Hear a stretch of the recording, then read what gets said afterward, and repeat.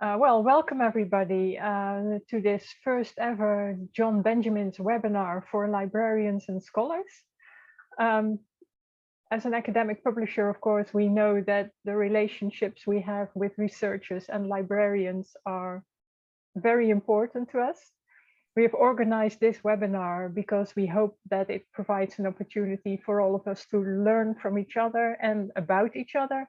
And we are very happy that we have found a number of speakers willing to contribute with very interesting talks. We have two talks by researchers in languages and linguistics. Laurent Cammarata, professor at the University of Alberta and co-editor of the Journal of Immersion and Context-Based Language Education, who will talk about teaching in bilingual educational contexts, among other things. Then there is Gary Libben and Gonia Jarema, professors at respectively Brock University and the Université de Montréal, founding editors of the journal The Mental Lexicon, who will talk about new online technologies that have made the world a psycholinguistics laboratory. Following that, we have two talks by librarians, David McCord and Jason Dyck, librarians at Western University, will talk about the relationship between libraries and linguistics from a liaison approach to a functional model. And Susan Atkey, librarian at the University of British Columbia, who will discuss linguistics research and open scholarship. I will then give a short presentation on some of the practicalities and challenges that Benjamin's encounters as a publisher working in languages. And we will end with some time for questions and discussion. As a publisher in linguistics, we are of course aware that English is by no means the only language in Canada. There are many indigenous languages, there's French, there are first languages and heritage speakers of migrant languages, but for practical reasons, this webinar will be in English. We will record this webinar and send a recording to all the participants. My colleague Marten Stavenga will moderate the session, and I will now hand over to him to get the first speaker started. Over to you, Marten. Thank you, Anke, for the introduction. Again, from myself also, very welcome to you all and very welcome to all the participants. Just as already a first reply to a question in the chat, the question was if the attendees could also see the names of those who also attend the session. I believe if you can't see it, we haven't activated that. So we'll find a way to see who the other participants are, and we'll make a distribution list possible for those who are interested to receive that. About today, very welcome to you all. And let's just start immediately with the presentation by Laurent Cammarata, who will speak about teaching in immersion bilingual educational contexts, the importance and many challenges of pedagogical integration. Laurent, the floor is yours. Don't you hate being the first? It's always some kind of bad luck there, but hopefully I'll do an okay job. I will just begin by letting you know that I'm just very happy to be here. I think it's always important to receive and give, and that we are all collaborators at the end. So I'm very glad. I'm going to try to see if I can remove the closed caption because we don't need that. I also would like to let you know that what I'm going to be presenting here is something I've never done in that short time. So I'm just going to probably not finish what I wanted to do and just go over things very quickly. Hopefully we'll have some time to chat later, and maybe I can answer questions or comments. So what I decided to share with you is basically the result of the last 40 plus years of research in the field concerning teachers and their knowledge. And in fact, there is not that much. So it sounds like really an amazing ground of research, but we've only started being interested in teachers and their knowledge, specifically in the field of immersion and bilingual education in recent years. And what I'm going to show you is basically where we are at and where we need to be going forward in the next probably 20 years, I think. That's my idea. Anyway, so I'll start by something like a little bit funny. I just love this movie. If you haven't seen it, I think it's a good one. The good, the bad, and the ugly. But what I want to say is basically there are like very good things about immersion and bilingual education, things we know are really great, and we should really acknowledge it and be happy about this. But at the same time, there are also issues, and the issues I'm going to be underscoring are pedagogical issues mostly, and maybe we'll talk about the type of remedies for that later on. So the good first, because we always start with the good, and I'll just give you it's a case, the case of Alberta, and there was recently a growth projection made to see basically the need for teachers in the field of French immersion and bilingual education in Canada. And in Alberta, if you look at this table, you're going to see very quickly that if we follow the regular scenarios, the rates that we have right now, in the next 20 years, we are going to need approximately 35% more teachers in the field. So, and we're already lacking of teachers right now. If we take the halfway scenario, we are about 60% increase of the need of teachers. And if we follow the historical rate variations, then in 20 years down the road, we'll need probably like 100% more teachers than we have, and we're already lacking teachers. So that means that basically the programs, immersion programs, French immersion programs in Canada are just thriving. They're just really, really booming. Everybody wants to send their kids to these programs. Not everybody, but increasingly more people. So that's good. Now, of course, there are always two sides to a coin. In British Columbia, I know someone here is from there. We've heard in recent years that there is a lottery system because there is not enough room in the schools. So parents actually go and camp in front of the schools before registration because it's on a first come, first serve basis. And here you have a picture of these parents that have been like staying for 3 days outside, sleeping outside the school just to get their kids on the list. So that's not so great. So there is a lack of schools, basically a lack of teachers. Now, from a research perspective, there are like very clear signs that these programs are very effective. And so I'll just give you like a kind of a quick summary. Over the last 40 years of research, more than 40 years now, we know that these programs are very successful at preparing kids. And when they exit high school, they are all functional in 2 languages. So that's really great. And it's just much, much better than any other programs we've seen, especially when we are talking about early immersion. So we are really talking about these immersion programs that starts, from kindergarten and up. Now, that's a bright side. There are things that are really, really nice. We've been promising parents from the beginning of these programs. We've made promises to the parents. So the promises were that their kids were going to learn 2 languages and they were going to be functional in the second language, so French, and they would exit high school being bilingual. That's check. We know that that's working pretty well.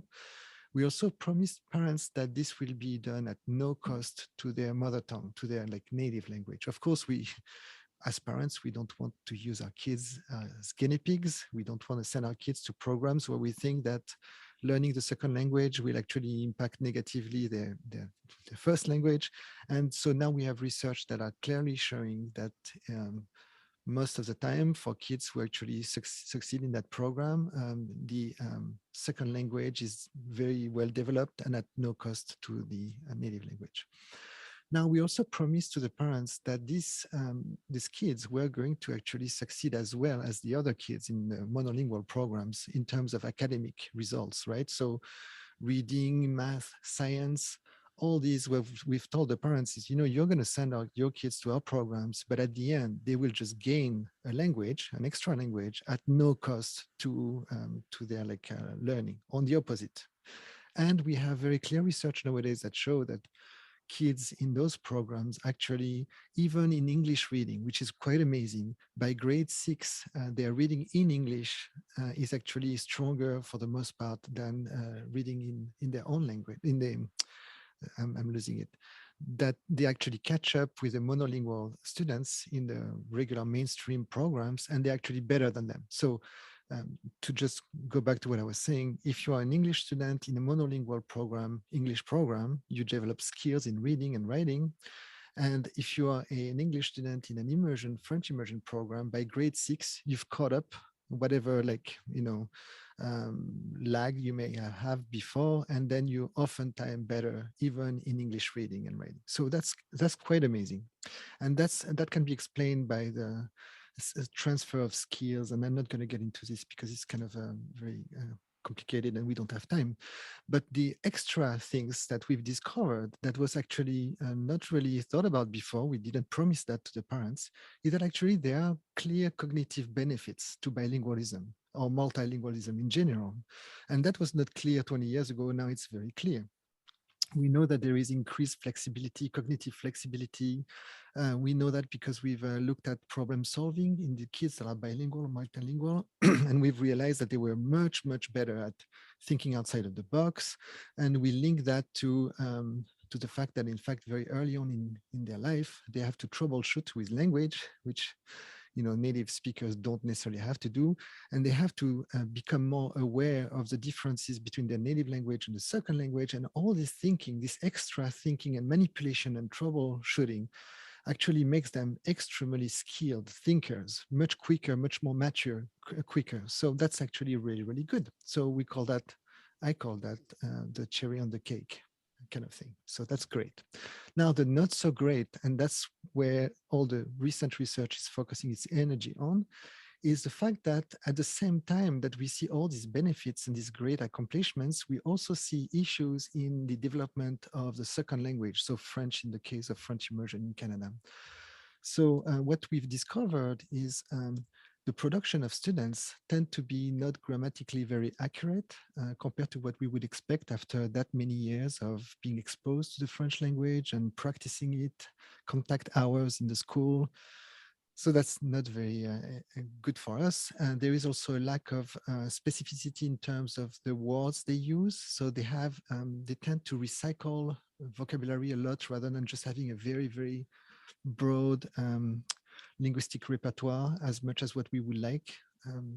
There is also a lack of complexity in terms of syntax. In the same way, they tend to use simplified syntax. The phrases they use tend to be more simple than those that a native speaker would use. And they tend to be not, their register, for example, is not really appropriate. So in French, for example, they will, in the same sentence, often use the tu and the vous. So the polite form and then the colloquial form on the friendly speech. And in French, you just cannot do that. It's not something that is actually permitted. So, and they shouldn't be doing this. So there are issues that we know needs to be addressed. And so we've kind of linked all of these to issues in terms of pedagogy. So most of these things are learned in school. That's not things that you just know naturally. The register, the use of the register is something that is easily acquired when you are immersed in the society where the language is spoken, because that's something that's, that all these rules are just basically deployed around you. But when you are in a minority context and you're learning a second language, you just lack all these cues, the social cues. And so everything needs to be done in the classroom because this is where the input is located. This is where you're actually receiving those messages. And obviously, if kids are not really very efficient at this, there must be an issue in terms of how teaching is conducted. And the reason for this, we know, is that, in fact, you can learn there are two different types of languages you're going to be learning. There is a language that is considered the social language, so the language of the street, the one that you're going to be using with your friend. And Cummins has coined this as BICS, basic interpersonal communication skills. And that's something we know is acquired very quickly when you're immersed in the community. So after 2 years, a child from an immigrant family will actually develop all this language, which is very simple, about 2,000 words. And with this language, you can basically go around and ask your directions, time, speak to a friend, etc. But all the other type of language that is linked to the disciplines, so mathematical language, science language, etc. All this is actually learned within the classroom settings with the textbook curriculum and all the things that you do in the classroom. And this language takes very long time to acquire. We have identified 7 to 10 years for a kid to actually be functional in that specific language in different discipline. If this language is actually, and that's the issue, the crux of the issue is here. If that language is actually targeted within the schooling days, right? So, and that's when teachers come in. I don't quite know how I'm doing in terms of time. Could someone tell me? Because I can speak for hours on this. So could you let me know? Sure. You will have, say, a little over 7 minutes left. You meant 37 minutes? Just kidding, just kidding. Okay, 7 minutes. I'll do my best then. Okay, so just very quickly, what we are talking about here, and I'm going to go back here. We are talking about a need for an integrated approach. So recently, Lister has actually labeled this, what we used to call content-based instruction or content and language integrated learning in Europe. All these approaches, which are curriculum and pedagogical approaches, and Lister has reframed it in terms of integrated approach. And I think it's a great term.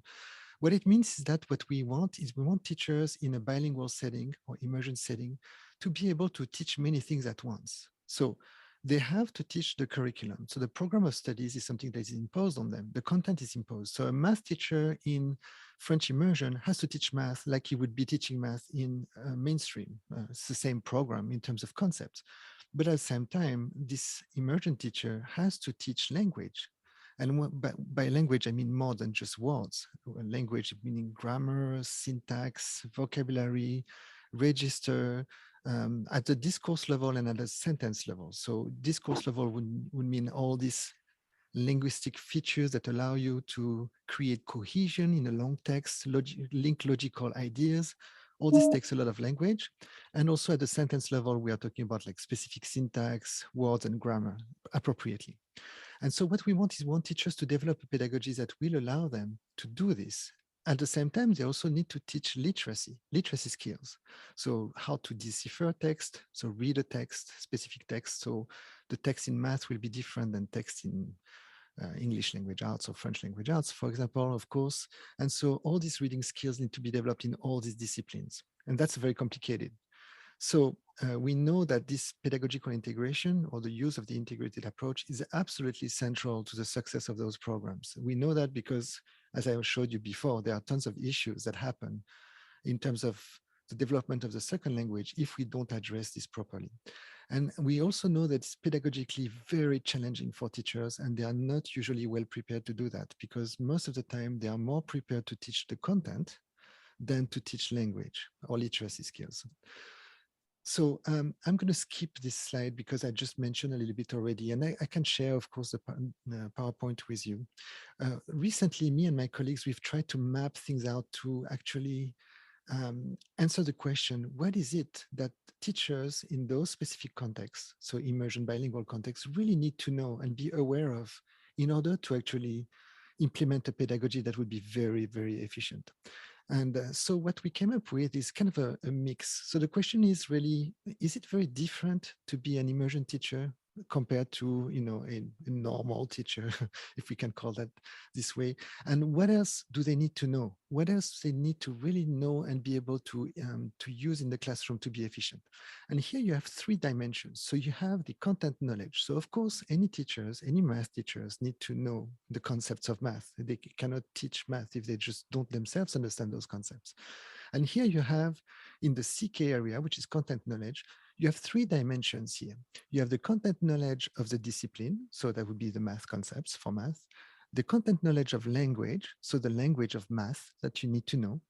And you need to also to know you need to know the language, the content knowledge of language would be the rules that govern the language. So grammar and all syntax and everything in order to be able to use that language. And they also need to know what literacy means. So they need to have a very good understanding of what literacy means in those contexts. Then you have pedagogical knowledge, and that was coined by Schumann in the early 80s. And basically, we've expanded those concepts for the immersion setting. So In the pedagogical knowledge, you have two major areas. You have specialized pedagogical knowledge and general pedagogical knowledge. So the general pedagogical knowledge, it's anything that someone needs to know in order to teach well. So classroom management, the knowledge of the programs, etc., the knowledge of students. But at the same time, the specialized pedagogical knowledge is what these teachers need to know to teach that stuff. So if you're a math teacher again, and you know this concept of math, then you need to know how to teach that to make it very understandable to the students. And that we are going to call PCK, pedagogical content knowledge. And once again, you have this applied to the 3 dimension, literacy, language, and the concepts. And finally, which is very, very important, probably the most important for immersion teachers or bilingual teachers, is they need to have an awareness of how these things interact together. So for example, I'll give you just one example, a concrete one here. We have this connection between discipline and the language. So let's take again math. And so we take the math as a discipline, and the language is associated with math or science. So if you take a look at this little cartoon here, you have an explanation of how vocabulary is important, because you have here Kepler's that is trying to convince others of his findings. And he's like, well, so you see the orbit of a planet is elliptical. And of course, you have three other people there that just have no idea what he's talking about. And in fact, it's because everything is language. So all science, anything we teach is language. So of course, the vocabulary is key, and the lexicon is central to any kind of teaching and learning. But it's not just that. You have also other issues with language. For example, in math, a lot of words just don't have the same meaning in math than it would have in just kind of a common day situation. Take a look, for example, at those. Table, column, whole, and sum. All these have very, very specific application in the math context. You have, for example, other things like plus and add, sub and combine, minus, subtract, take away. So all these words, minus, subtract, and take away, can be used basically as synonyms to do the same thing. Now, the kids need to know that, because you know as a teacher that you can say, well, 3 take away whatever means minus. But if a kid only heard minus before, then the kid will not be able to process an information and do the operation. So language is really, really central to everything. Just one more before quitting and letting you do other things, just because I think it's important: discipline and literacy. So a lot of the teachers are not aware of what it means really, literacy. When they think literacy, they think very simple definition, reading skills, writing skills. What they don't see very often, and that we know because we've conducted research with teachers, veteran teachers, is that in fact, they don't really have a sense that all disciplines have different texts, and that all these different texts actually require very specific skills. So because they're not aware of this, they just don't prepare their students for it. And I'll give you an example of a bar graph. For those of you who have seen this before, probably everybody, it seems to us, because we are adults and we've seen those so many times and we've manipulated those so many times, it seems to us that it's very easy to read and talk about, but in fact, it's super complicated if you don't have the skills. Here you have many different elements that are super important. You have, for example, the title. The title of a bar graph is actually essential to the understanding of the bar graph because it gives a context. And then you have the axes that are super important. And then you need to know how to connect those information together. And all these are reading skills that need to be taught. Otherwise, kids can't perform in math. And in fact, it's not because they don't understand math. It's just because we haven't prepared them with the language and with the reading skills. So I'm going to stop here. And that's another problem, type of problems that we use a lot in math.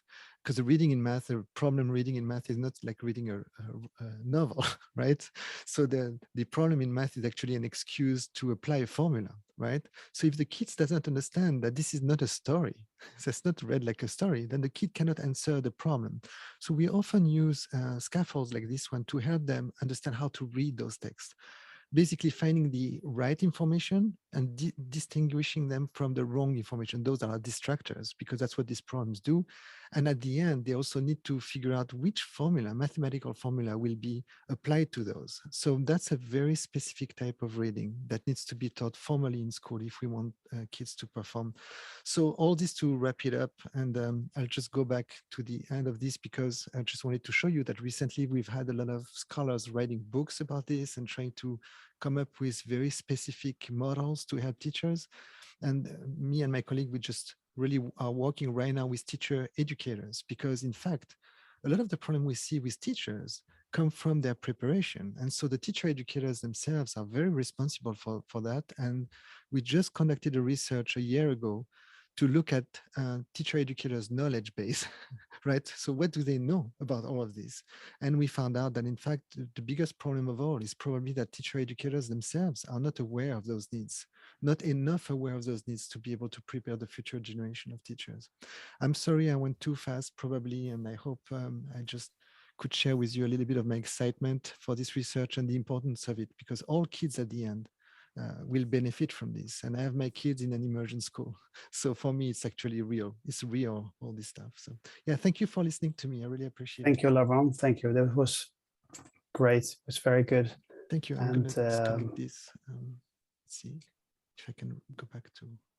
I'll just put up the overall overview. Thank you for sharing the good, the bad, and the ugly, and to also show how important this topic is. We will now change to the presentation by Gary Libben and Gonia Jarema on how new online technologies have changed language processing research and have made the world a psycholinguistic laboratory. Gary and Gonia, the floor is yours. And I can see that Gary is still on mute. So if you can unmute. Yes, thank you. May I ask if you see the entire slide? Yes, we do. Perfect. Yep. Hello. So the previous slide, please. Hello again. So as you know, my name is Gonia Jarema. Gary Libben and I have been working with John Benjamin since 2006, in fact. And that year, John Benjamin's made it possible for us to launch a new journal entitled The Mental Lexicon. We felt that there was a need for a journal that focused on the representation and processing of words in the mind and brain. The area of research has been an interdisciplinary meeting ground, and we are very proud of the way in which our work with John Benjamin has both served and advanced the field. And there have been rather extraordinary advancements in recent years. An important part of this has been the development of online tools and resources. This is a vast field, but Gary is going to give a few examples of recent and ongoing research conducted within our Social Sciences and Humanities Research Council of Canada partnership project called Words and in the World. Thank you. I'm just having some difficulty moving my slides. I can't really say why. Okay, I guess it's going to work. It turns out, by the way, that that Laurent, my daughter is a graduate of a French immersion school in the city that you are in, and benefited from it greatly. So thank you to you and all your colleagues who are making those programs even better. I was very struck by the previous presentation that highlighted the way in which words are tremendously important in a first language and of course in a second language. I really like the sappy story, and often important in very, very subtle ways that that create communities. Our field of research is about basically words in the mind and brain and how people do language. It has a lot to do with a hypothetical sense of the store of words that we have in our minds, often called the mental lexicon. It's a great metaphor. I'm going to come back to it a few times, and also at the end. The mental lexicon is often considered to be the dictionary in our minds. And that notion of a dictionary is very often a fantastic metaphor that allows you to think about things in new ways. It's also sometimes an encumbrance in that it leads you to the notion of a traditional dictionary, which of course we know that we do not have in our minds. I'd like to I'd like to say something about how our field has changed in very recent years. And as Gonia mentioned, I'm going to draw on the examples that I know well, three of them from our own research, and just to give you the larger sense of what this is going to be about. It's really about an online world of big data and a world in which a psycholinguistics laboratory is not just a little room in the basement of some university, but the whole country, the whole world. And so I'll give you three examples, but the implications, of course, go beyond those three examples. So here is the first study. This actually has to do with, so there's a John Benjamin's theme here, of course. It wasn't that long ago, in November 2019, my then master's student, Jordan Galland, and I published a methodological paper in the Mental Lexicon, John Benjamin's journal. And the article was called "No Lab, No Problem."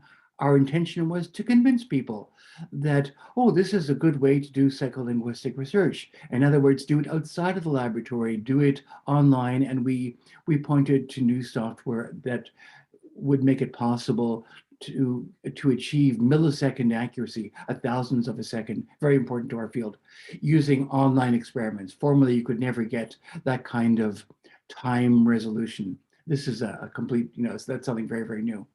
And as I said, we were trying to convince people that this is a good way to do experiments.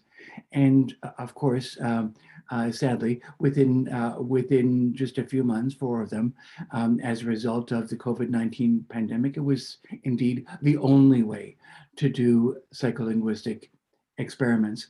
And we were I felt fortunate to be in a position to help out people across the country and around the world in doing this kind of research, because we just happened to have started doing it a little bit earlier, so we could help other people to ramp up their research more quickly. As a consequence of this online research, I think we've had the opportunity to really reach out very, very far into the community and communities in a way that we have not before. So this graph is from that original article. Just all you need to do is look at the blue part. The blue part is the number of undergraduate students in historically in psycholinguistic experiments. So we really developed this fantastic science of undergraduate students, people that are very, very smart. They're expert test takers.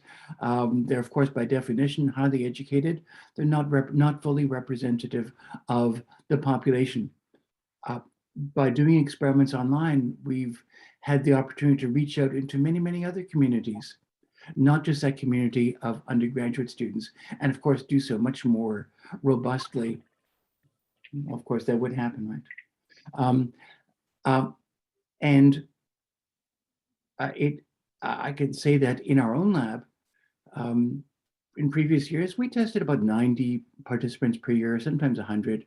This last year, we tested 1,200 online. The year before that, 1,200, and we're expecting to ramp up to about 2,000 people tested this coming year. That's a significant difference. So we've just had much more opportunity as a result of going online. It's not only our lab; it's pretty much all the labs around the world. The conclusions from that study number 1, this is a game changer, and it really increases. It's not just more people; it increases the diversity and inclusiveness of our research. Let me give you another example. So indeed, we have a new book. It's a John Benjamin's book. It came out, I know, last week, the week before. It's within, very, very recently. It's called Polylogs on the Mental Lexicon. Gonia, Jarema, and I our co-editors with Victor Cooperman. Our first chapter in that book is trying to present an overview of the field of the mental lexicon. I'm mentioning this because it's an example of how you could use, again, following the theme of the world is our laboratory. Now, the world of publication is our laboratory. We wanted to know, how has the field changed? And I can see a lot of little bars and lines in this graph. Some are sloping upward, some are sloping downward. This is an example of structural topic modeling. Basically, the ones that are sloping upward are sloping upward because over the last 30 years, that area has increased its prominence in the field, judging by our analysis of the articles of the mental lexicon since its very beginning in 2006, and our scan of the web of science. And the ones that are sloping downward are things that are decreasing in prominence. In other words, we're using psycholinguistic techniques to do an analysis of our own field. So it's, and the words used in our field. And there's something paradoxical about this, having word researchers do word research on research about words.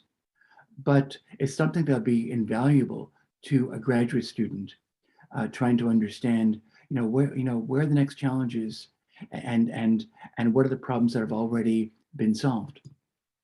So I think we see from that second study that psycholinguistic research can really be the object of psycholinguistic research. Let me give you a third and final example. This is from a paper that I think is either published today or tomorrow, or maybe yesterday, very, very recent. This has to do with our using psycholinguistic techniques. Now, our colleague Victor Cooperman is in this one as well. The third editor of that book is the person who created one of the authors of a creation of emotional valence measures for many words of English. In other words, how people would rate how emotional, positive or negative words are in a separate experiment. This is Warner, Prisbert, and Cooperman, 2013. We applied that to trying to understand, well, what happens in the Canadian Parliament? Well, we had 92 million words to look at over the past 15 years using the Hansard corpus. And here's some bar graphs. And we could break it down because the Hansard corpus has lots of things about what party you belong to and who you are. Lots of things we could learn about how people behave, what kinds of words they use. If you look at these bar graphs, I'll give you the big picture. The red bars are Liberal Party. The other parties are coded by their colors. The dark bars within each thing are when the party's in power. Well, one has to do with majority government versus minority government, and they really are very reliable. See, those error bars are very small. They're very, very reliable differences. We had a chance to look at pre-COVID and post-COVID. You'll see that most of the bars are going up during the COVID period because times are difficult. Politicians are really expert language users.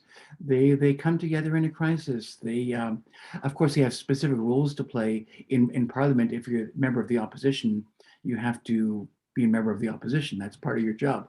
So people have different roles to play, but you can see that pre-COVID versus post-COVID, there are overall greater expressions of positivity. And then a final graph would be this one. This is maybe the most amazing to me. Here you see two line graphs where this is month by month. The one you're seeing on top is the number of new COVID-19 cases in Canada on a month-by-month basis during the pandemic. And the one you see below is the positivity of the words spoken in Parliament.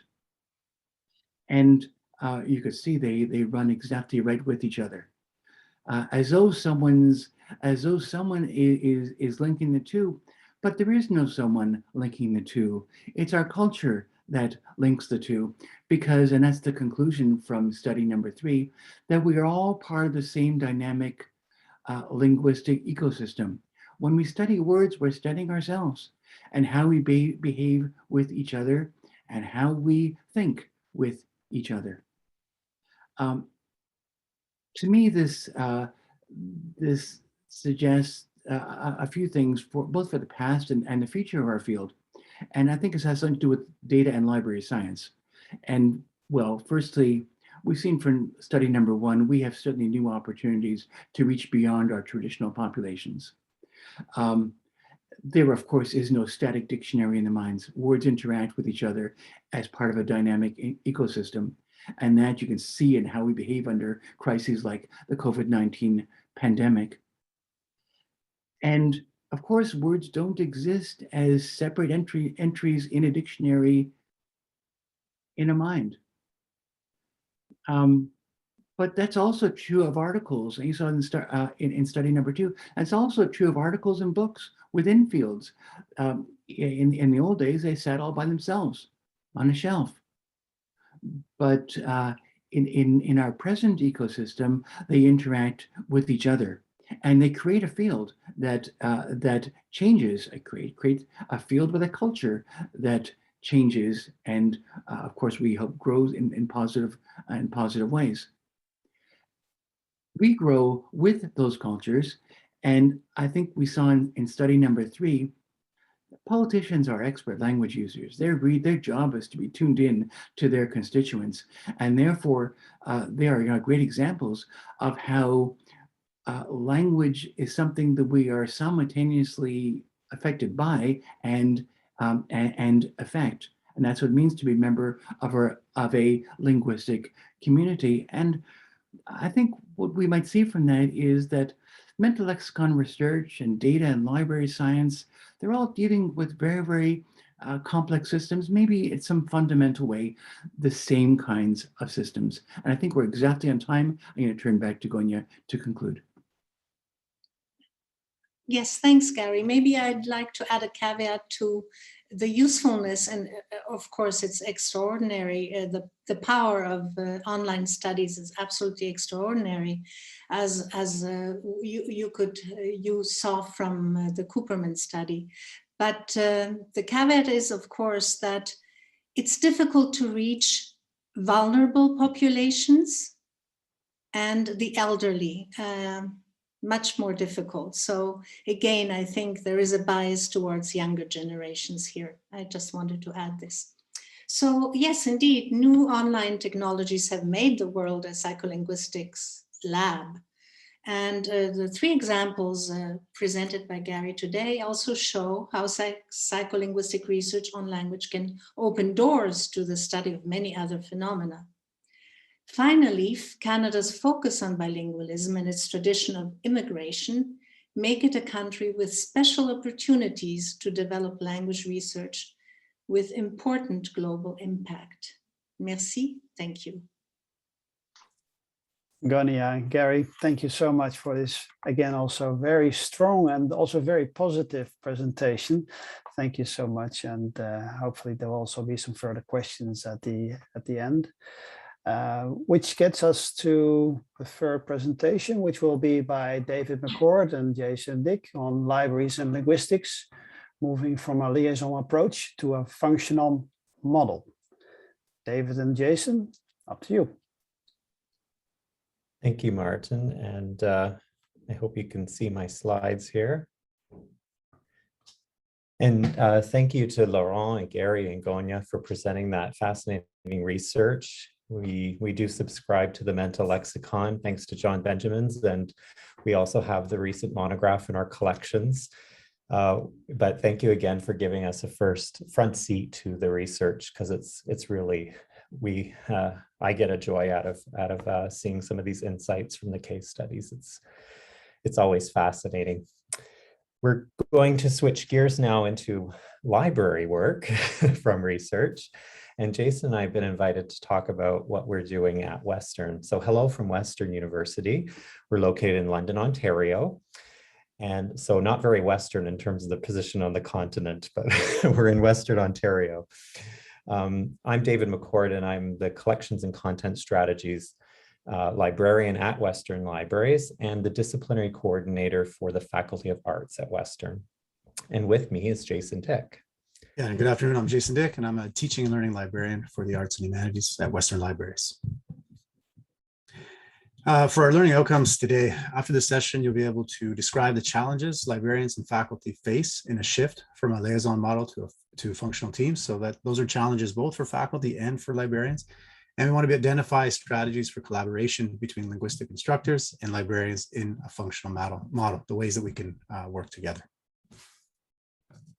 But first, we'd like to start with a bit of background. As you can tell by our two roles, and as Jason mentioned, Western moved from a liaison or subject-based model of support to faculty into functional teams in 2018. Still recent history, really. And I'm on the collections team. Jason is on the teaching and learning team. You can see the other teams listed here as well that represent the functional teams within Western Libraries. And both Jason and I onboarded as new employees during the pandemic. Me just a little over a year ago, and I think Jason within the last year. Both of us are relatively new to our roles, and Western has now spent almost as much time in the new model during the pandemic than without. So under the new model, faculty don't have a single subject librarian anymore, providing library support in all areas. They now interact with library functional teams. And that's where my additional role as disciplinary coordinator comes in. It's a role that provides a single point of contact when needed and to relay information and work between the teams. And this is still very much in development, frankly, but it provides important context here on how we're currently getting things done. And as DC, or disciplinary coordinator, I'm also the main contact for participating in the formal program reviews, the ICAP reviews for the libraries. And looking back, the library has always had a more complex relationship with linguistic programs because our programs have been dispersed amongst two faculties at Western: social sciences, which cover a good part of the undergraduate program related to anthropology, and French and Spanish, other languages within the arts and humanities faculty. So even under the liaison model, historically, we've had two librarians responsible for faculty support. And a lot of what we did collect primarily supported anthropology, French, and Spanish in the Western context. And due to the focus of those programs and our research guides, which we can show you the history of that, they also reflect that. We do offer additional support in content selection or in other research areas like education, sciences, and psychology as well. In the previous model, the focus was on collection building and not a lot of outreach traditionally had been done by the library towards faculty in the linguistic programs. But with change comes challenges and opportunities. Moving to the functional model of outreach, we now have new strengths and new challenges. One challenge we now deal with is the disciplinarity or interfaculty nature of programs like linguistics and the many programs within the linguistics program at the graduate and undergraduate level. As DC for arts and humanities, I can't have a deep knowledge for every subject area. It's quite a broad area of responsibility, as you can imagine, compared to a liaison responsibility.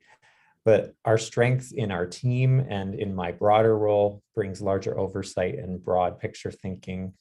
Mine related to collections, Jason's related to teaching and learning, and perhaps more opportunities to involve consistency across programs too.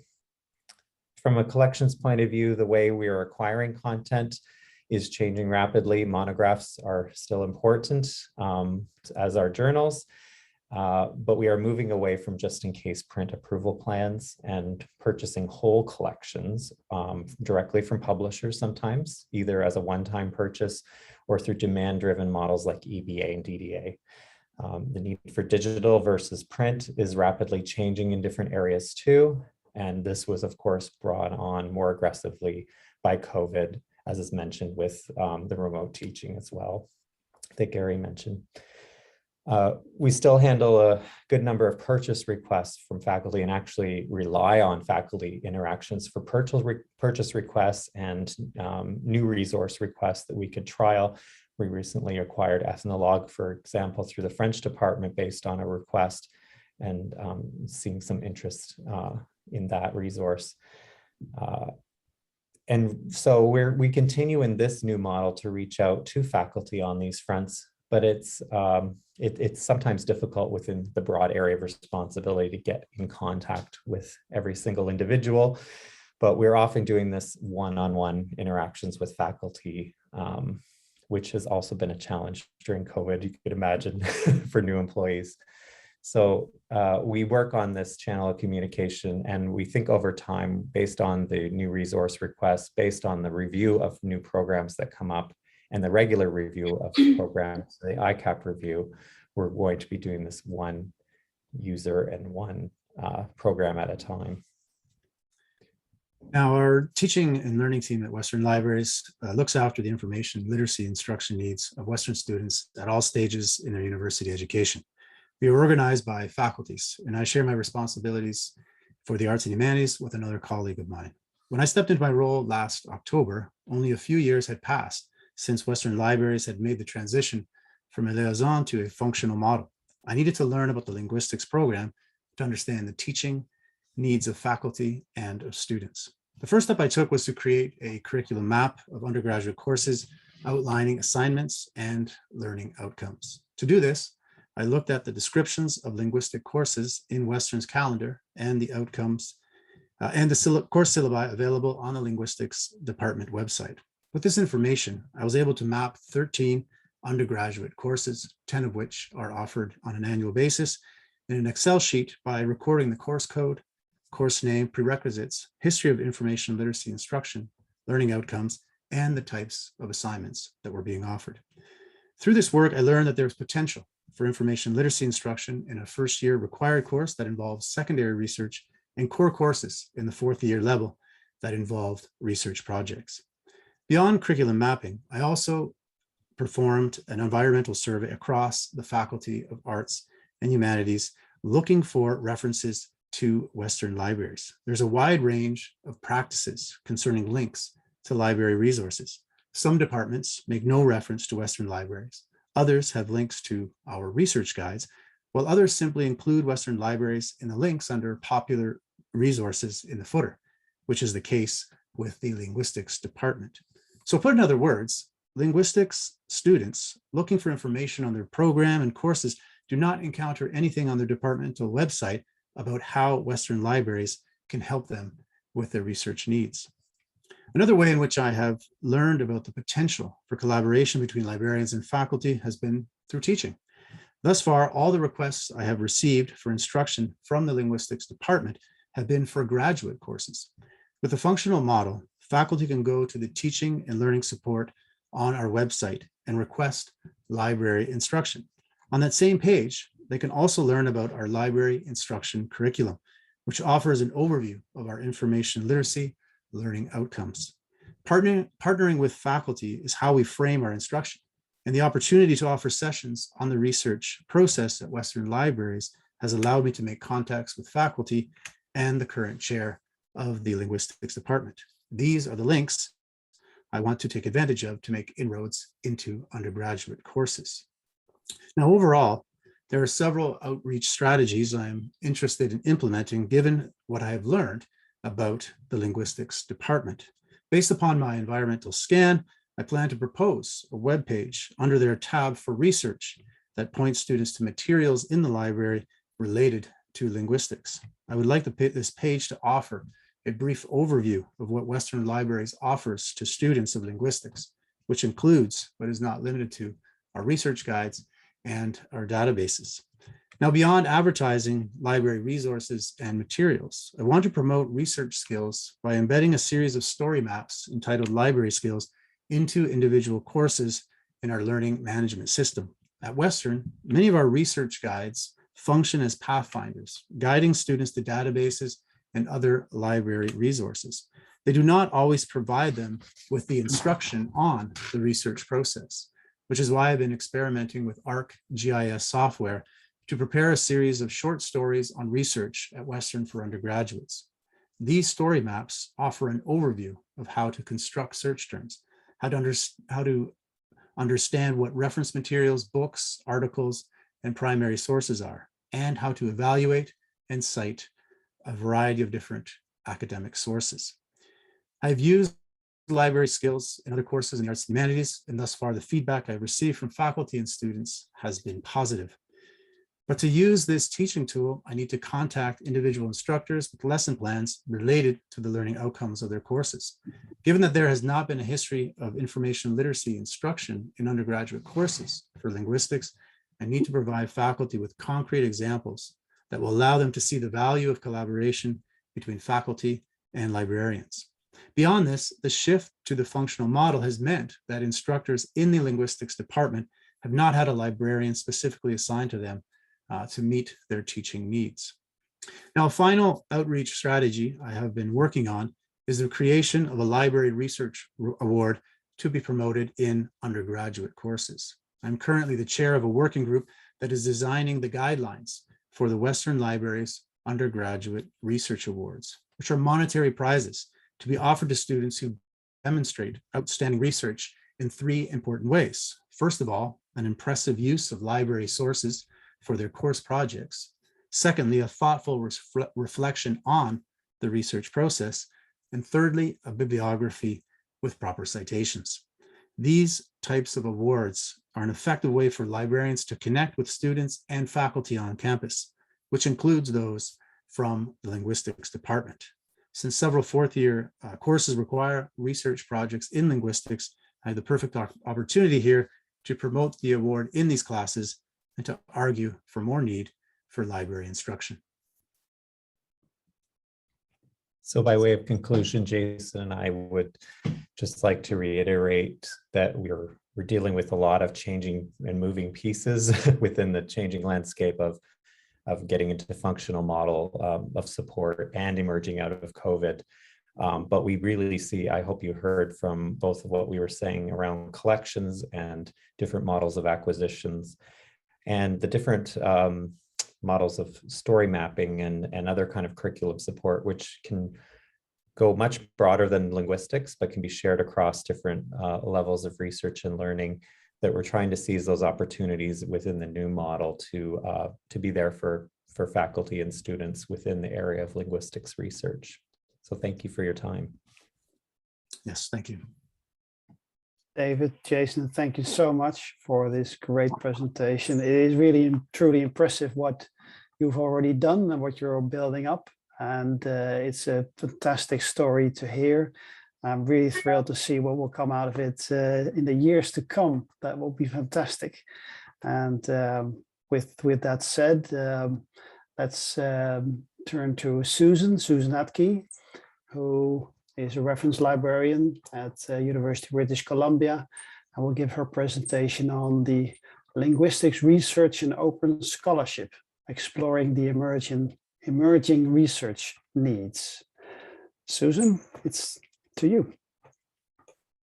Great. Thank you very much for inviting me today. And it's an honor to be here and to hear from the previous speakers. It's been really interesting. And I hope to build on some of the things I've heard in this talk as we go ahead, because I feel like my talk will cover some of the areas that others have spoken about. So this is really exciting. So thanks to John Benjamin's Publishing and specifically Marten for inviting me today. So I'm a humanities and social sciences librarian at UBC Library in Vancouver, British Columbia. And I work with quite a few departments affiliated with the language sciences. So the departments of linguistics, anthropology, French, Hispanic, and Italian studies, and Central, Eastern, and Northern European studies.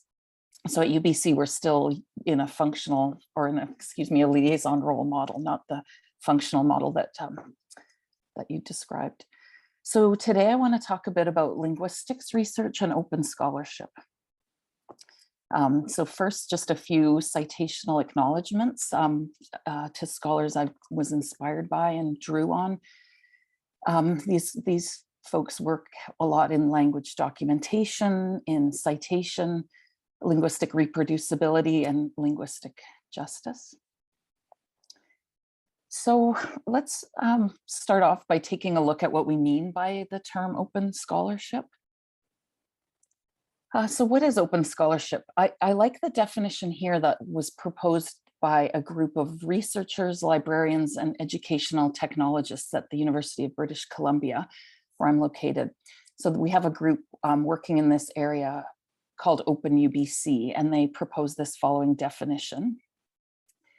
That open scholarship is a broad and somewhat loose term that has emerged in response to a need to identify and speak to a growing number of open practices. So it's sort of an umbrella term that combines open access, open science, open data, and open education. It makes up a sprawling landscape of interconnected approaches to and focuses on openness. A key part is that it has roots in democracy of information, equality, and social justice. And all areas of open scholarship operate under the assumption that knowledge creation and dissemination should be understood as social practices. And in recent years, there's also been increased emphasis on open methods to advance the speed, sharing, and integrity of scientific discovery, as we heard from Gary and Gonia. So I like this sort of short chart that the Open Scholarship team pulled together after doing a literature review and scan of open scholarship. So these are some of the values that we see embraced and advocated for by open scholarship. So you see a lot of focus on, oops, sorry, I just jumped ahead and accidentally. So a lot of focus on community and collaboration in the creation and sharing of knowledge. There's a heavy emphasis on social justice to reducing access barriers. So not, traditionally we see access to information. If you're at like a research institution, you might have access to the numerous journals, whereas scholars in other parts of the world or in other smaller institutions might not have access. So open scholarship allows that free flow of information to communities that are searching and in need of that information. We also see open scholarship as sharing the results of research to enhance reproducibility and credibility in research. And so I'm going to talk quite a bit about that going ahead in how linguistics research can, with the open sharing of data, can make access to the data that research is built on more reproducible and replicable. So as I said, I'm going to turn now to one of the areas that's enhanced by open scholarship, and that's the reproducibility of research. So in this paper from 2017 by a group of scholars that I mentioned earlier, a paper called Reproducible Research in Linguistics, a position statement on data citation and attribution in our field. And so the authors state their definition is: reproducible research aims to provide scientific accountability by facilitating access for other researchers to the data upon which research conclusions are based. And so within linguistics, much of the investigation into the possibilities for reproducible research has been in the context of language description and documentation, and sort of in the fields of fieldwork or language grammars. And so they've been noted for their potential to provide support for scientific claims, because they focus heavily on structuring and sharing language data in ways which other areas might not. So how are we doing in linguistics or in the language sciences more broadly with regards to reproducibility? So again, there's been a couple of recent studies that have looked deeply at publications in linguistics to see what the sort of current state of the field is with regards to sharing data and research results. So this first one, I'll focus on two of them. And this first one was done in 2017.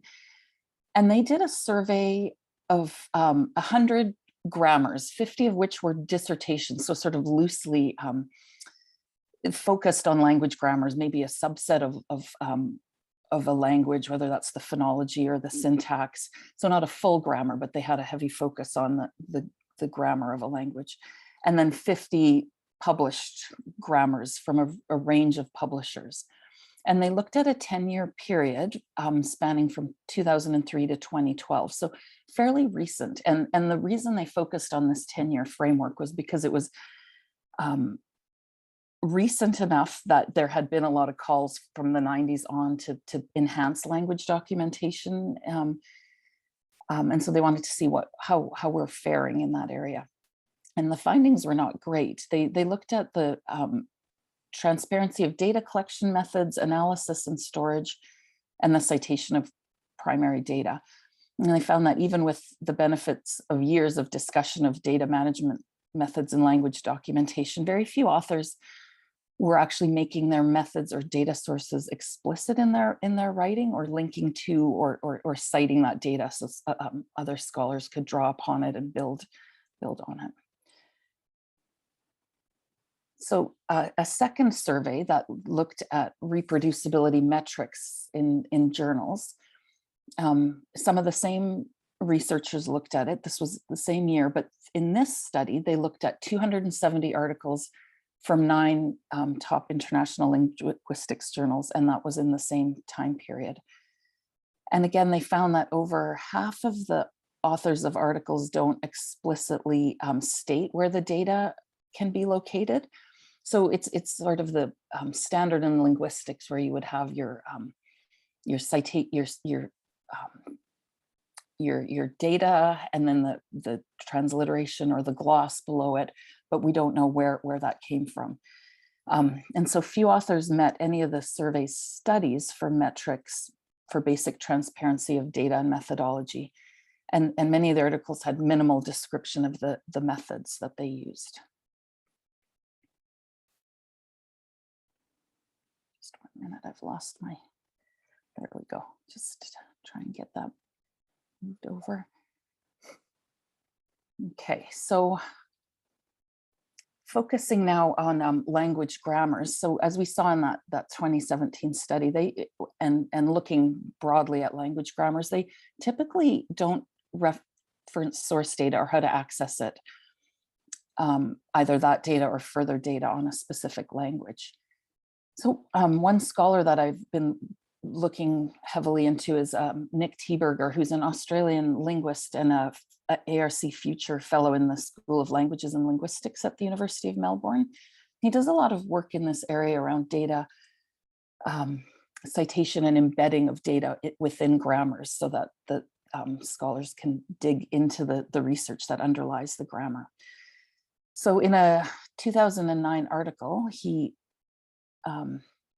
noted the following sort of questions or comments, like underlying grammars that we don't typically see. So was the data like all elicited, or was it recorded and transcribed? If it was recorded, then who was it recorded with? And some information about the speaker's age or gender or that kind of information. He wondered, like, if texts are the source of example sentences, as we often see in linguistic texts, then where in the text does that example come from? And then where is that data stored? So there's a lot of potential there if we are to link that data to grammars and provide access to that data.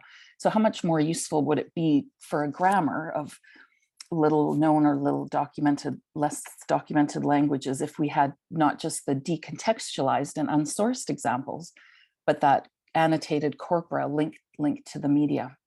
So in that way, the grammar could provide a point of entry to the data and then allow new analyses to be made by other researchers who could maybe locate other examples or sort of build on the research in ways that the initial grammar didn't. They can take that data and in the future with new tools or methodologies, analyze it. So I wanted to show a few examples to get more into the specifics. So again, this example is from 2006. And so this is this researcher I was mentioning, Nicholas Teberger. He did a publication, A Grammar of South Efete. I apologize, I may have horribly mispronounced the name of that language. I meant to look it up. So it's an Oceanic language of Vanuatu. And so on the left of the screen, you see the book cover and the print or ebook publication. And on the right is the underlying data sets that he's made available to scholars. So records in that collection were made during the field work for the book that he's been working on since 1996. So the data recordings over a 10-year period to the date of publication of the book. So they're audio recordings of speakers. So there's over 40 hours of language material, including time-aligned transcripts for many recordings and interlinear text for a proportion of them. And then it also includes his field notes.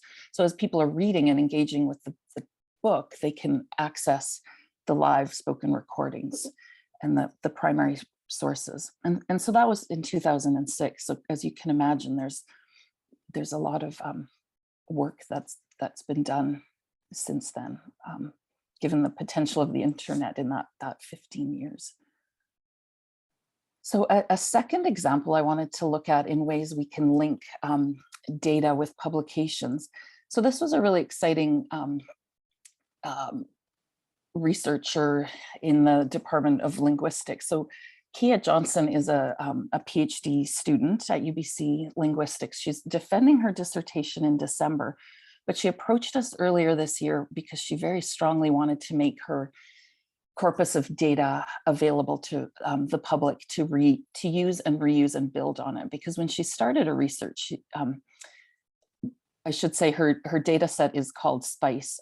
It's Speech in Cantonese and English, and it's a transcribed audio corpus of conversational Cantonese English bilingual speech. And when she started her research, she couldn't find any data sets that had Cantonese English bilingual speech that was tagged and annotated. So she was very keen to make this openly available for others to add to and build on. So she's been developing that as part of her dissertation research and approached myself and our research data librarian because she wanted to know where was the best place to house this data. So we worked extensively with her on, I'll just advance to the next screen to show so it now lives in the Scholars Portal Dataverse at UBC so that people can access the data set from there. But then she has, just jumping back, extensive documentation on GitHub around the corpus itself. So you can see on the left, like an overview of the data, the recording session procedures, transcription procedures, and quite extensive detail documenting the process and the tools and the procedures and storyboards and so on, so that people can take that and build on it. So let me just jump back to this slide. So as I mentioned, the data set itself lives in Dataverse, and we worked with her on the metadata to make it as useful as possible to other linguistics researchers. So the example you see on the right is we worked to tag the languages, Cantonese and English, with the different terms as they're used in like the ISO standard for the languages. You can see the OLAC standard is the second one, the Open Language Archives Community, linking to Glottolog so that it's sort of exposed to and linked to the metadata across those different repositories. So people can actually find this data if they're working on Cantonese or English.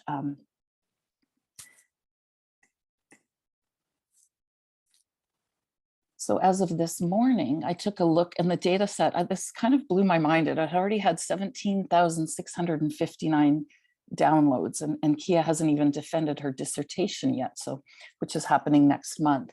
So it just sort of shows you for an emerging or new scholar, like the potential of having your data sets out there and being used and developed as it.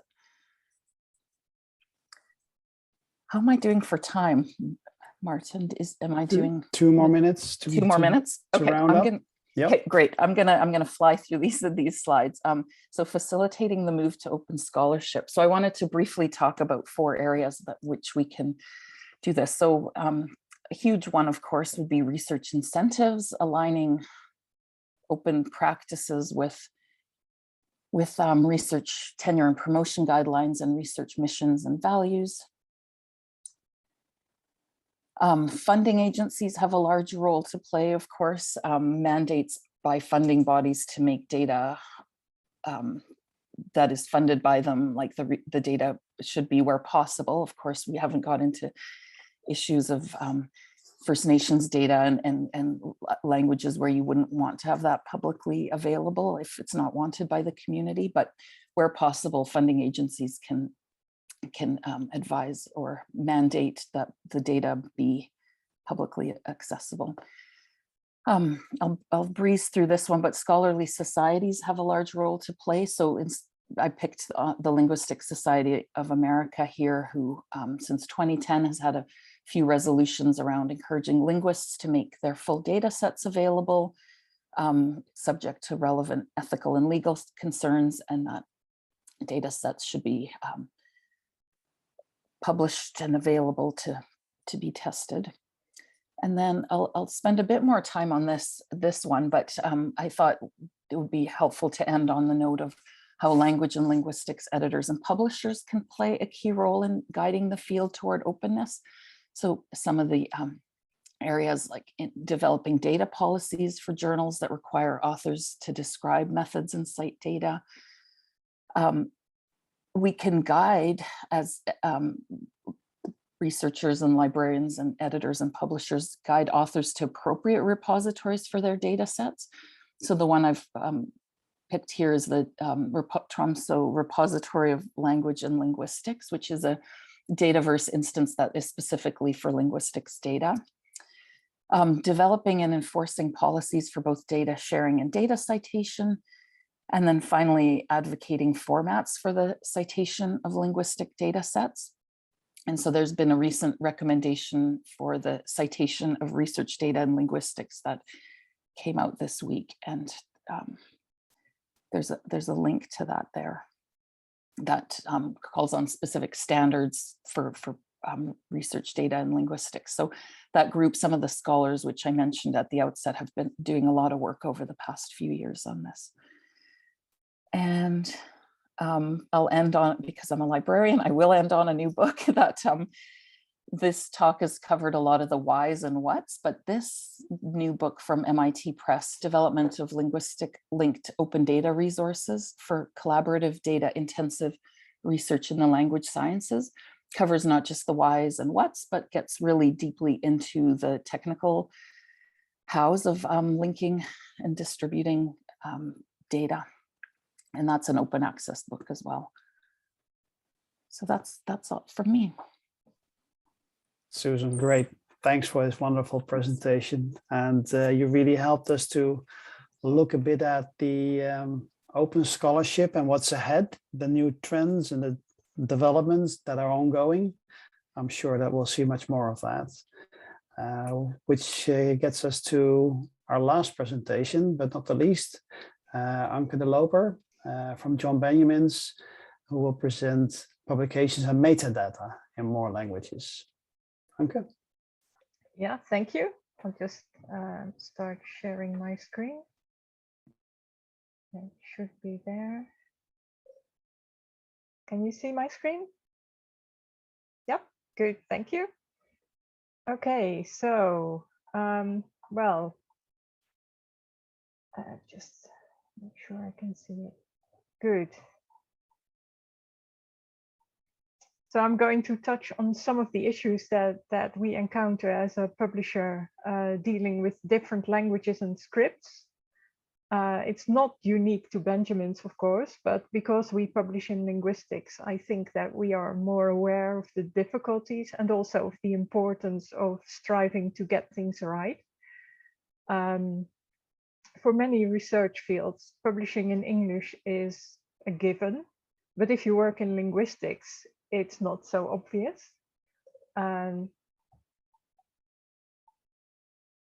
Nope, too fast.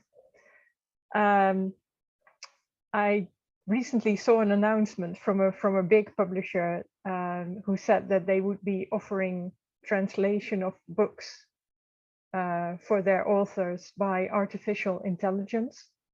And it's going to be a very interesting case to keep an eye on. But as we know from the research in translation studies that we publish, translating well is not that easy. So we think that for the time being, using English for readers worldwide still makes sense. A book in French, for instance, that deals with the linguistics of Romance languages will work because most of the readers can be expected to read French, but but for instance, if you have a book in German about the historical development of Arabic, that would limit the accessibility to the readership of the book. And because librarians in their purchasing decisions take this into account as well, it also limits the market for the book. We want to be flexible, and as you could see from the previous slide, which I will take back now, we actually still do publish books in other languages than English, but it is difficult.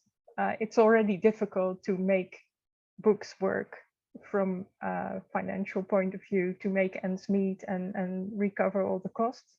And if a book is in a language other than English, that makes it even harder.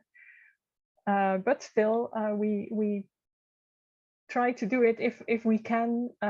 Sometimes the authors have a bit of money that they can bring along because there is some subsidies for books in other languages. But then, of course, even English is not one single thing.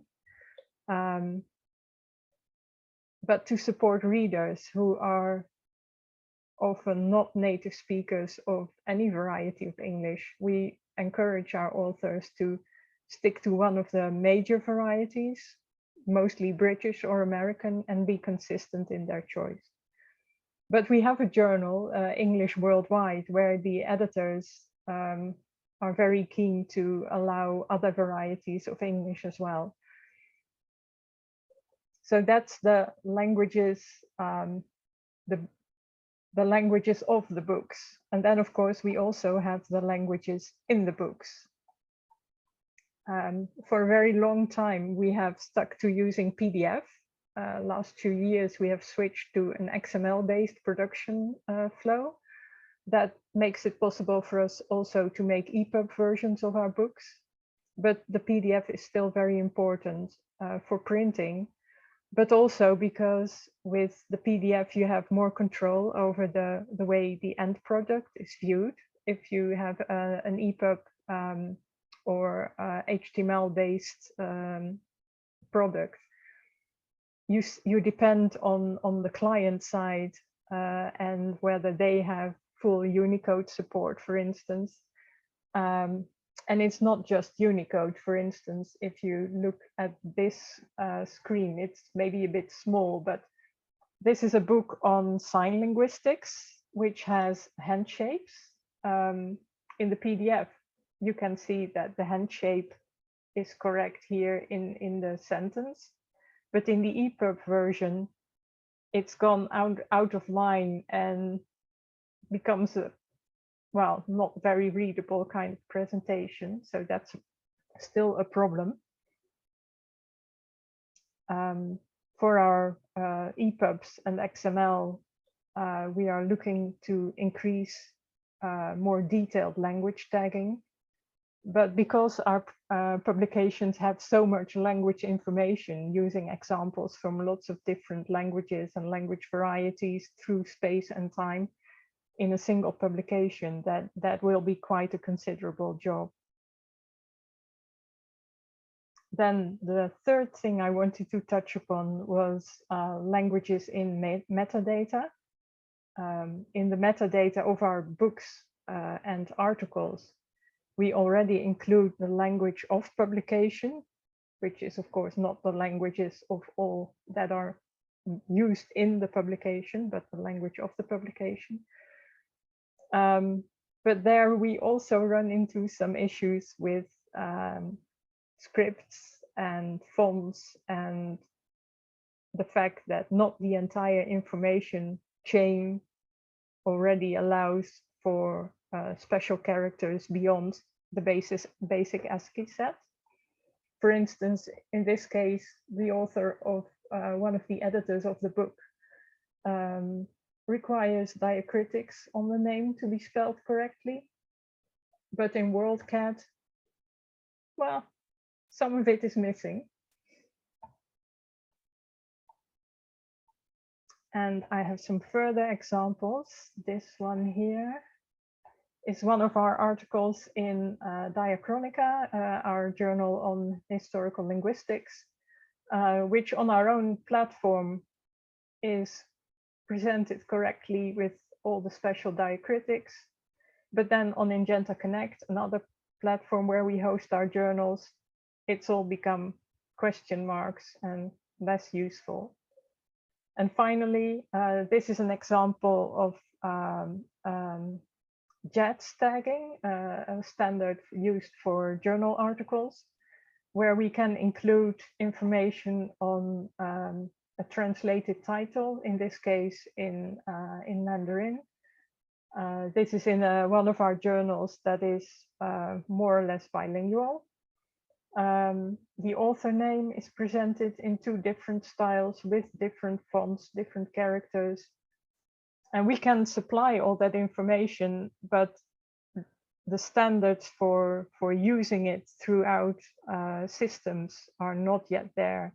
And I think that is something where libraries and publishers can still work together to improve things.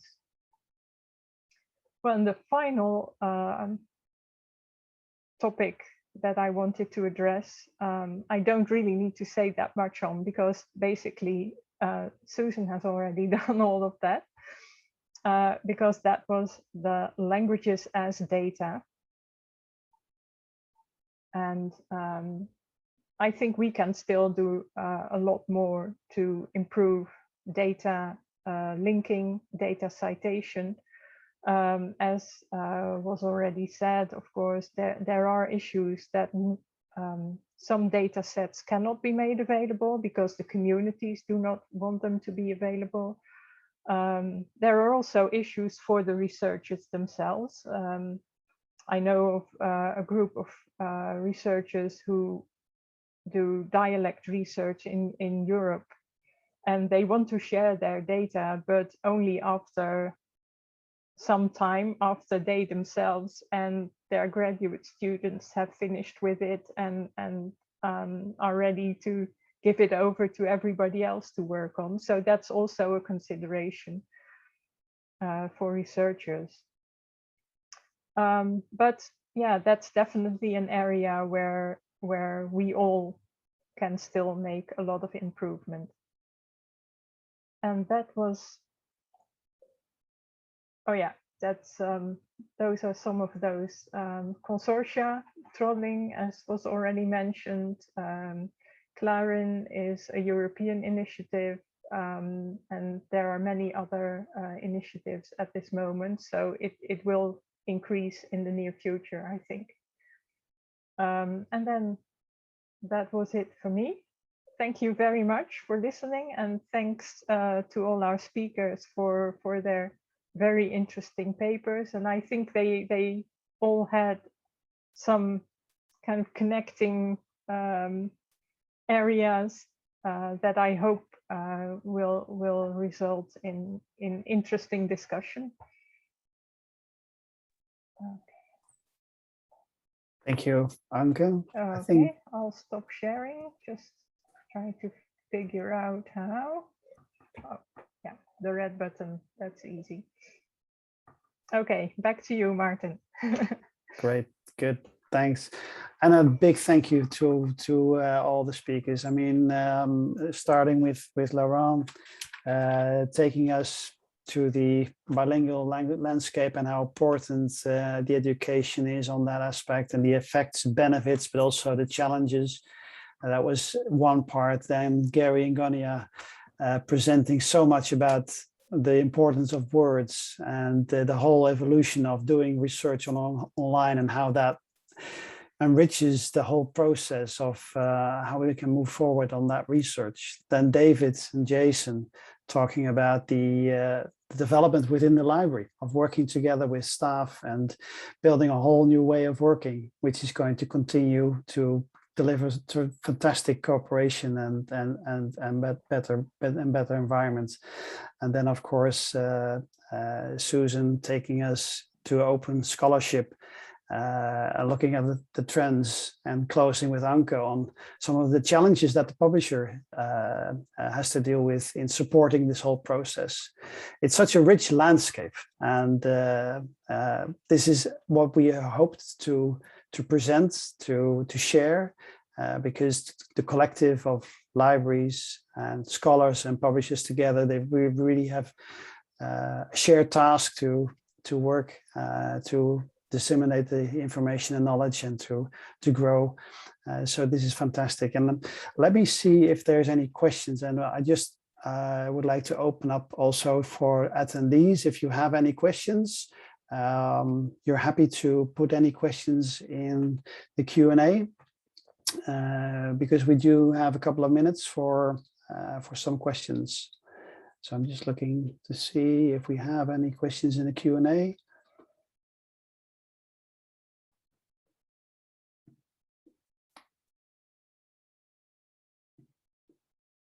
No open questions.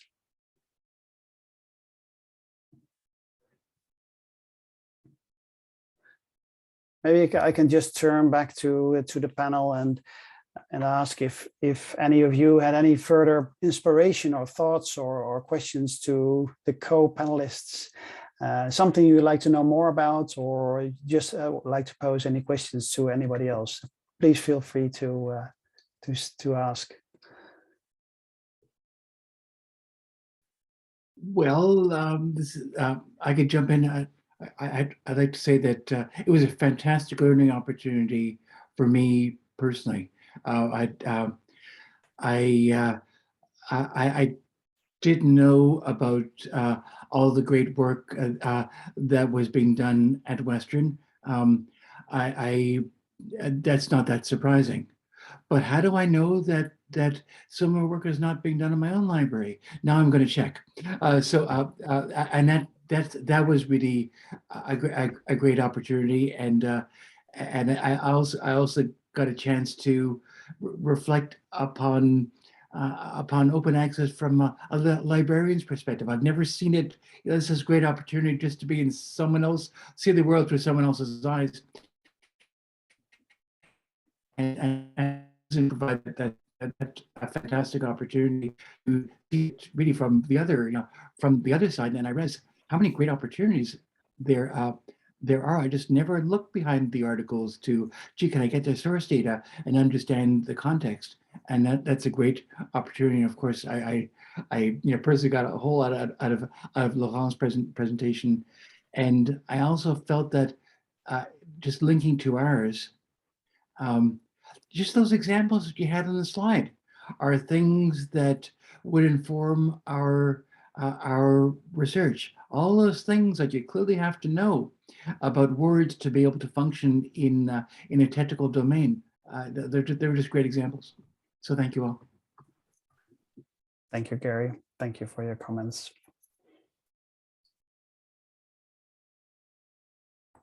There's a I'm sorry, I would just like to second Gary and say that this was a most enriching experience for me, and that I did learn a lot.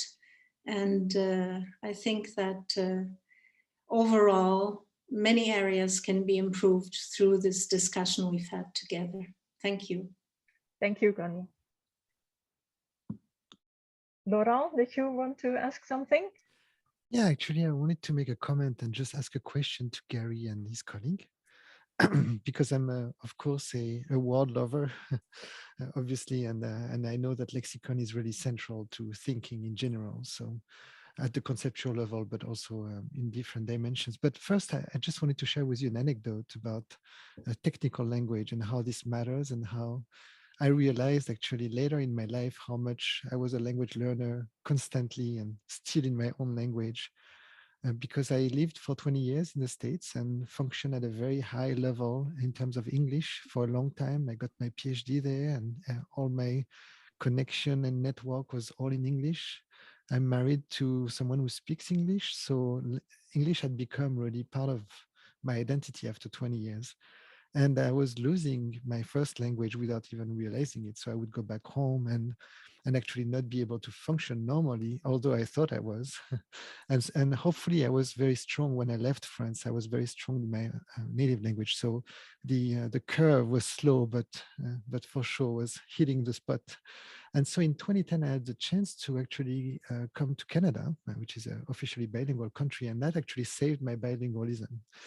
So I started to have to teach actually in French for the first time in my life. And that became a very difficult thing for me, because all my technical language was in English. All my identity as a teacher was in English. So all the jokes I would crack up, I had to translate them. And as you know, humor is something that doesn't translate well, right?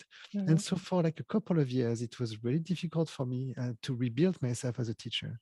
And so I've been here for 10 years now, and I can say, happily say that it took me a while, but now I'm considering myself fully bilingual, meaning that I have like two identities that function together properly, and I'm at peace with myself as a language speaker. But I think it's interesting for people to know that, because nothing is really secure, nothing is really forever. So if you don't nurture it, and language, of course, is language and culture is together and functions together.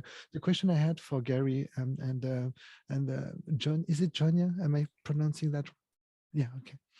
It's about, I've been very curious for a long time now, because as you know, probably, in bilingualism or multilingualism, we tend to treat kids, learners, as assess them as monolinguals in a way. So we look, for example, at lexicon and their knowledge of the words in terms of what they know, but we recently actually really looked at how the lexicon is distributed in those learners. So you could have words in English and words in French, and my kids are trilingual and tricultural, so they have words in Japanese as well. So I was curious if you know of any recent research that really looked at this distribution and made some case as to how we should actually deal with assessing those kids and their knowledge of the lexicon. And it's not a trick question, I'm just purely curious. I'm taking advantage of that situation now to see if I can learn from you. So thank you. Good night. Would you like to? So Gonia is a fantastically accomplished polyglot. So I don't know if you want to start. Well, I think it's a very dynamic situation. I was bilingual at from day one, and became a trilingual very quickly and a multilingual. But it's a situation where you have une fluctuation constante, really, because I do believe in immersion, but my immersion was into society. So I learned my languages directly by communicating with people, by listening, basically. For instance, just to give you an example, I lived in Greece for a year. And when I came back to Canada, I started talking suddenly. So I was listening. So I believe in immersion in a very specific manner. Maybe Gary, you'd like to add something to this? No, I keep an eye out for, you're looking for an assessment tool for school-age children. Is that's if I understand correctly? I'll keep an eye out, because they have to be very specific to the age, sure, to the age group. What you'd be looking for, of course, is one that has you're an expert, of course, so I don't have to underline this, but still, if myself, it's too easy for us to fall into the quantitative trap because it's an easy place to be. I mean, it's obvious that bilinguals, all other things being equal, will know more words than monolinguals, and trilinguals know more words than bilinguals. Again, all other things being equal, and that, of course, is an advantage. But the real advantage is in the quality of the relationships among words. And recent research suggests that although we can, in our production, close off one language while we are speaking another one for the sake of our listeners, our minds are never closed. So you are, within your head, you're speaking all the languages that you have available to you, and there are cross connections among all of them. That creates a qualitative richness that I think is a key part of the multilingual advantage. So I'll keep an eye out. Yeah, plus the danger of blocking, of course, which I have, j'ai vécu très souvent. Mm-hmm. Yeah, I just one more thing very quickly. I should have contextualized my question better, and that's true. I'm looking for an assessment, and the reason why is that in the French immersion context, or in the bilingual educational context, one of the big issues we have, especially with the early immersion, so with very young kids, one of the huge issues we have is actually we have a very hard time dissociating learning difficulties, learning problems with the natural development of the second language, which is kind of a bit delayed. There is it's not really a delay, but it's not the same as when you learn your first language throughout. And parents are really worried for good reasons, and everybody is worried. The problem is if you diagnose a problem later on, which is what happens when things kind of settle down, like as I said, in grade 5, grade 6, usually kids kind of settle down and just catch up. Well, some kids don't, and it's too late to create intervention to really help them, because the earlier we intervene, the better. And so we are trapped within a system right now, at least in my field. We're really, we know we have to find better ways to assess kids. And one of the issues is a lexicon. So that's why I was curious about this. But thank you so much for your input. Really appreciate it. Thank you. And I will definitely follow up.